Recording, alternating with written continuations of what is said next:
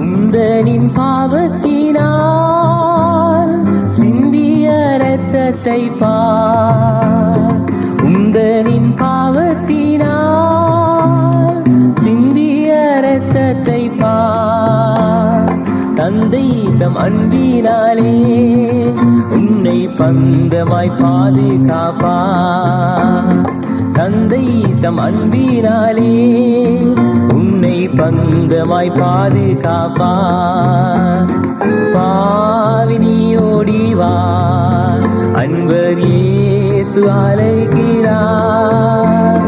பாவம் நீக்கிறவா, உந்தன் பாரம் போக்கிறவா.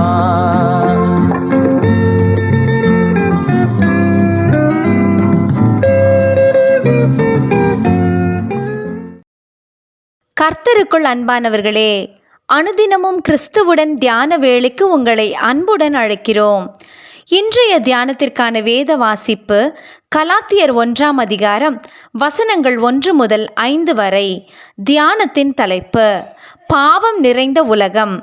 அவர் நம்மை இப்பொழுதிருக்கிற பொல்லாத பிரபஞ்சத்தினின்று விடுவிக்கும்படி நம்முடைய பாவங்களுக்காக தம்மைத்தாமே ஒப்பு கொடுத்தார். கலாத்தியர் 1ஆம் அதிகாரம் வசனம் 4. பவுல் சட்ட திட்டங்களை கற்றறிந்த அறிஞர். கமாலியேலின் பாதத்திலிருந்து கல்வி கற்றவர். யூத மார்க்கத்தை முற்றிலுமாக அறிந்து கொண்டவர். அதை குறித்ததான பக்தி வைராக்கியத்தில் வாழ்ந்தவர்.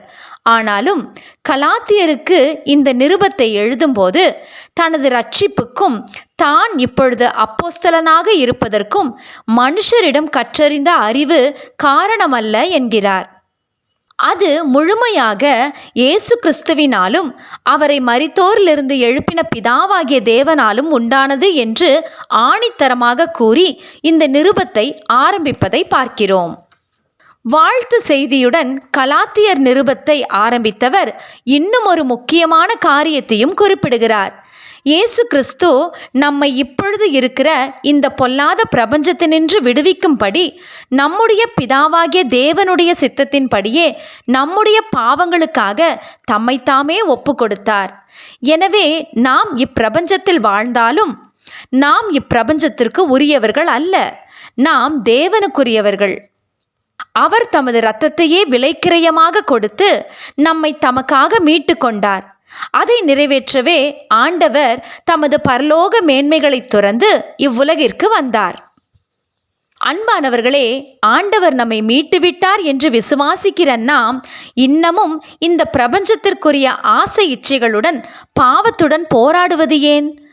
ஆண்டவர் சிலுவையில் நமக்காக மரித்ததை வருடந்தோறும் நினைவு கூறுவதும் பின்னர் அவர் உயிர்த்தெழுந்ததை கொண்டாடிவிட்டு அத்தோடு எல்லாம் முடிந்தது என்று இன்னமும் இந்த பிரபஞ்சத்திற்கு அடிமைகளாக கிடக்கிறோமா?